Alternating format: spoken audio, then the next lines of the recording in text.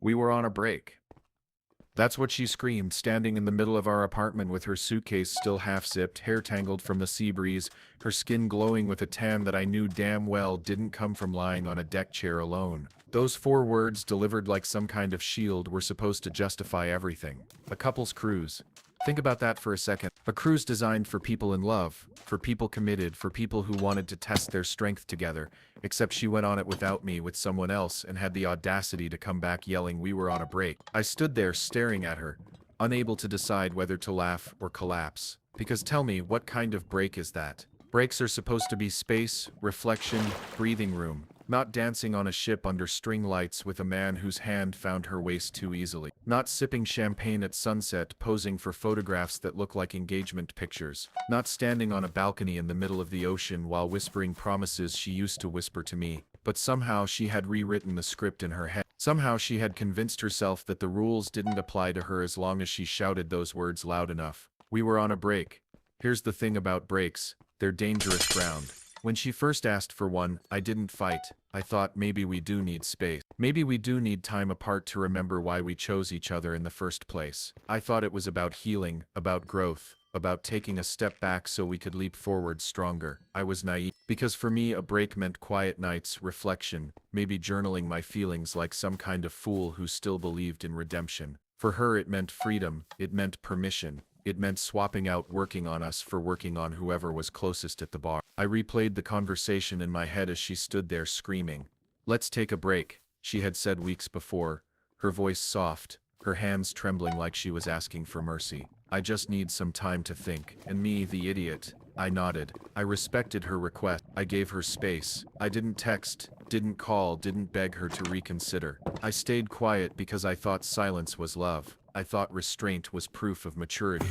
Meanwhile, she was booking tickets, planning outfits, laughing with him about how easy it was to get away. I found out about the cruise before she confessed. Not because she told me, but because people talk. Mutual friends, social media, little slips you can't hide no matter how careful you think you are. One night, while scrolling, there it was, a photo tagged in the background. Her standing with him on the deck, their faces tilted toward each other in a way that screamed intimacy. The caption didn't even try to hide it. Best trip ever. Love on the high seas. Love on the high seas. And I sat there staring at my phone, my dinner cold, my stomach turning, realizing I had become the punchline of a joke I didn't even know was being told. When she walked back through that door, luggage wheels scraping across the floor, she smelled like salt and expensive cologne that wasn't mine. She didn't look guilty, she looked defiant. She didn't look broken, she looked alive. And that was the knife, seeing her radiant from experiences that drained me while I was here.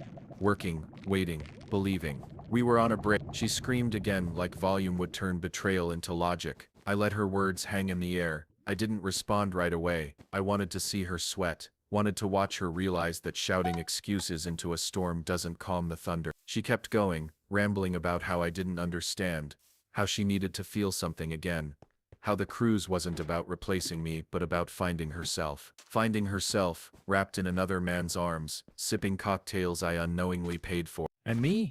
I stood there steady, watching, feeling the silence in me grow louder than her screaming. Because here's what she didn't realize. Breaks aren't blank checks. Breaks don't erase promises. Breaks don't give you a license to humiliate the person who would have died for you. She thought she found a loophole in love, but what she really found was her own undoing. The days that followed were surreal. She acted like nothing was wrong. She unpacked, hummed, cooked dinner, as if we could sweep it all under the rug by pretending it never happened. She tried to slip back into bed, into routine, into the version of us she thought she could resurrect by force. But every time I looked at her, I saw him. I saw his hand on her back in that photo. I saw her laughing in the glow of sunset. A laugh that used to be mine. And I realized something. I wasn't angry that she went on the cruise. I was angry that she came back expecting me to pretend she hadn't. That's the part people don't talk about. Betrayal isn't just about the act. It's about the aftermath. It's about the audacity of someone thinking they can torch your trust and then walk barefoot across the ashes without getting burned. And she tried. God, she tried. She told me it was nothing, that it didn't mean anything, that it was just a trip. But trips end, pictures fade, and the truth lives forever. So I started watching her differently. Every smile felt rehearsed. Every hug felt hollow. Every word felt like another brick in the wall she was building between us. And in that watching, something hardened inside me. Not bitterness, not rage, something sharper, a resolve. If she wanted to scream we were on a break at the top of her lungs, fine, I'd give her a break, a real one, a permanent one. And that's where part 1 ends. Me standing in the wreckage of our apartment, the echoes of her voice still bouncing off the walls, realizing that the cruise wasn't just a betrayal, it was a revelation. She thought she found herself out there, laughing on a ship with him. What she didn't realize was that I found myself here, in the silence she left behind, and the man she thought would beg, would break, would bend. He was gone. What she had come back to wasn't the same man she left. Part 2 wasn't about fury, it was about calculation. If part 1 was me standing in the ruins of her excuses, watching her throw around we were on a break, like it was a golden ticket, then part 2 was me deciding how to show her what a real break looked like. She thought the cruise was freedom. She thought coming back with a tan, a suitcase full of souvenirs, and a scream on her lips would reset the scoreboard. But love isn't a scoreboard, it's a contract, and she broke it. The first few days after she came home, I said nothing. I let her stew in the silence, let her mistake it for forgiveness, or worse, weakness. She tried to play domestic again, folding laundry, making dinner, laughing too loudly at sitcoms, as though noise could erase the sound of waves and champagne flutes clinking on that ship. She even climbed into bed beside me like nothing had happened, her hand brushing mine under the sheets. I didn't pull away, but I didn't respond either. And that silence, it rattled her more than any shouted argument ever could. Because here's the truth, silence is a mirror. When you stop filling the air with your pain, they're forced to face their own reflection, and she hated it. I watched her fidget, tap her nails, scroll endlessly on her phone, trying to distract herself from the growing gap between us. "Are you?" she asked one night, her voice too sweet, too practiced. I looked at her and said calmly, "I'm not mad, I'm thinking." That terrified her. Because anger can be followed. Anger can be soothed, manipulated, even forgiven. But thinking is dangerous. Thinking means plans. So I planned. Not revenge in the Hollywood sense. Not screaming in restaurants or throwing her clothes on the lawn. No. I wanted precision. I wanted her to feel the same exposure I felt when I saw that photo of her on the deck with him. The same humiliation I felt when she came back smelling of cologne and salt water and screamed we were on a break in my face like it made everything okay. I started with information. She underestimated me, thought I was too tired, too simple, too trusting to dig. But working men know how to hunt. They hunt for bills, for bargains, for survival. So I hunted for the truth. And it wasn't hard. I found the cruise package in our shared email account. She hadn't even bothered to delete it. Couples cruise, all-inclusive, balcony suite. 2 tickets purchased weeks before she asked for the break. That was the first nail. Then came the photos. Social media is a graveyard for liars. She didn't post much herself, but others did. Group shots, background tags. Little snapshots of her and him sipping margaritas, leaning into each other like they'd been rehearsing it for years. One video clip even caught her voice laughing, saying he'll never know, he's always working. And hearing that, it didn't make me crumble. It made me sharpen. Every word, every laugh, every sip of stolen champagne was ammunition. I gathered it all. Screenshots, emails, receipts. Not just for me, but for everyone who mattered. Because betrayal doesn't just live between 2 people. It ripples out, infects families, friends. The entire circle. She thought she could keep her cruise a secret indulgence. I was going to make it her public undoing. But timing mattered. Too soon and she could spin it. Too late and I'd look bitter. I wanted precision, and life handed me the perfect stage. Her sister's engagement party. A big event, all the family gathered. Friends in their finest clothes. Speeches and toasts flowing like wine. She begged me to come. Insisted we show a united front. I smiled and agreed, because she had no idea the kind of unity I had in mind. At the party she played her role flawlessly. She clung to my arm, laughed at jokes, kissed my cheek in front of relatives. To anyone watching, we looked like the couple who had weathered a rough patch and come out stronger. But under the table my phone buzzed with the evidence I'd prepared, and when the moment came, when her sister raised a glass and toasted to loyalty, to love, to forever, I knew it was time. I stood, calm, collected, glass in hand, and I said, since we're toasting loyalty, I think it's only fair to share what loyalty has looked like in my life lately. Then I pulled out my phone and began. The emails, the tickets, the photos, the videos. Her laughter on the ship, his hand on her back. Her words, "We were on a break," echoing from her own lips on a recording I had saved. The room fell silent, the kind of silence that screams louder than any voice. Her family stared. Her friends shifted uncomfortably. Whispers already started. She tried to grab the phone, tried to sputter excuses, but it was too late. The truth was out, undeniable, unspinnable. And me? I didn't yell. I didn't cry. I simply raised my glass and said, "This is what happens when breaks turn into betrayals. This is what happens when cruises turn into cover-ups. Here's to real loyalty, the kind that doesn't need loopholes." Then I walked out. Part 2 ends there, with her crumbling under the weight of her own lies. The family she thought would defend her staring in shock, and the man she thought was too tired to notice, finally showing her that silence is never weakness.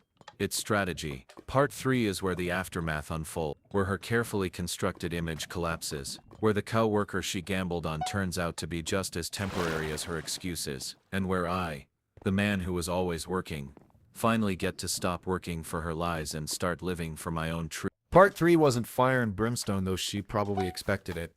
I didn't torch her clothes, I didn't scream her name down the street, I didn't even block her number right away. That's what she anticipated. Rage, chaos, the kind of messy heartbreak she could twist into sympathy when she played victim later. No, I wasn't giving her that. What I gave her instead was something far worse: indifference backed by evidence. After the engagement party, everything changed. She came home that night with mascara smudged, her voice hoarse from trying to spin excuses in front of her family. She slammed the door, threw her heels in the corner and screamed, "You humiliated me." I just looked at her, calm as stone, and said, "No. You humiliated yourself, I just provided the lighting." That was the last real conversation we had under that roof. The fallout was immediate. Word spread fast, faster than I even anticipated. Her parents called me the next day, not with anger, but with quiet apologies. Her father said, "We didn't raise her like this." Her mother cried over the phone, not for me, but for the daughter whose choices had burned the very foundation of trust in their family. Friends distanced themselves. Some texted me privately, saying they had suspected but hadn't wanted to interfere. Others told me flat out that they no longer wanted her around. She wasn't just the girl who cheated, she was the girl who got caught on a couple's cruise while her partner was home working double shifts. That image stuck and she couldn't shake it. The man she risked everything for, her so-called coworker, crumbled faster than she did. Turns out he had a girlfriend of his own, one who didn't appreciate finding out through tagged photos and whispered rumors at the office. Within weeks he was out of her life. No dramatic goodbye, no "it's us against the world," just silence. He used her for the trip, for the thrill, for the easy distraction, and then he was gone. She traded a man who built for her for a man who borrowed her until she was empty. Meanwhile, I started living again. Not at first, it takes time to peel betrayal out of your chest. At the beginning, I'd still wake up at night half expecting to see her there, half expecting to hear her laugh in the kitchen. But then came the mornings where I'd roll over and realize the bed was mine again. The food in the fridge lasted longer. The bank account stayed steady. The silence wasn't suffocating anymore. It was peaceful. Every day that passed without her was a reminder that absence isn't always lost. Sometimes it's freedom. She tried to come back, of course. They always do. A month later, she showed up at my door with flowers. Flowers I'm sure she bought with money she didn't earn. She said she'd made a mistake. She said she missed me. She said the cruise didn't mean anything. I let her talk. I let her stand there with her rehearsed apologies, her trembling voice, her fake tears. And when she was done, I said, "You screamed we were on a break. But what you don't understand is this. The break wasn't temporary. It was permanent. You broke us, and there's no coming back from that." Then I closed the door. That was the moment I felt the shift inside me. Not anger, not sorrow, but finality. The chapter was over. I wasn't her audience anymore. And without an audience, her performance fell flat. In the months that followed, I rebuilt. Slowly, steadily. I stopped working myself to the bone just to fund someone else's lies. I cut back my hours, took weekends off, learned how to live for myself instead of being the invisible engine behind her lifestyle. I started traveling, not cruises built on deceit, but trips that were mine alone. I sat on beaches without lies in my shadow, ate dinners without betrayal at the table, slept in beds that weren't haunted. She, on the other hand, unraveled.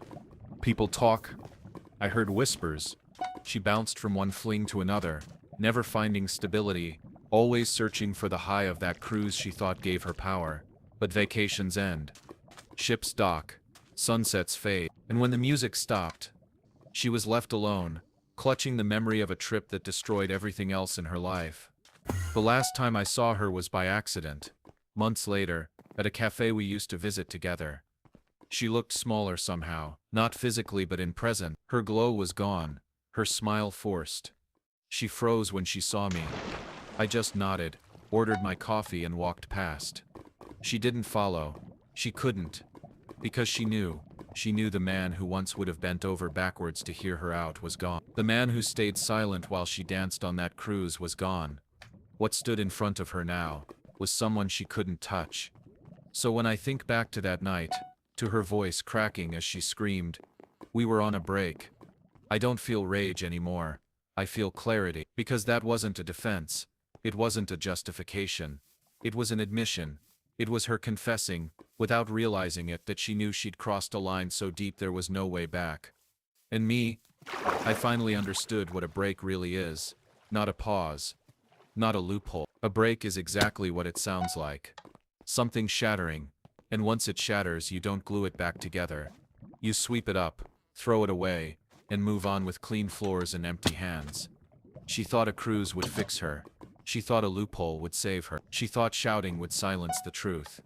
But all it did was show me that some breaks aren't temporary. They're permanent. And the only way forward is to leave the wreckage behind and sail your own ship into waters that are finally, blessedly yours.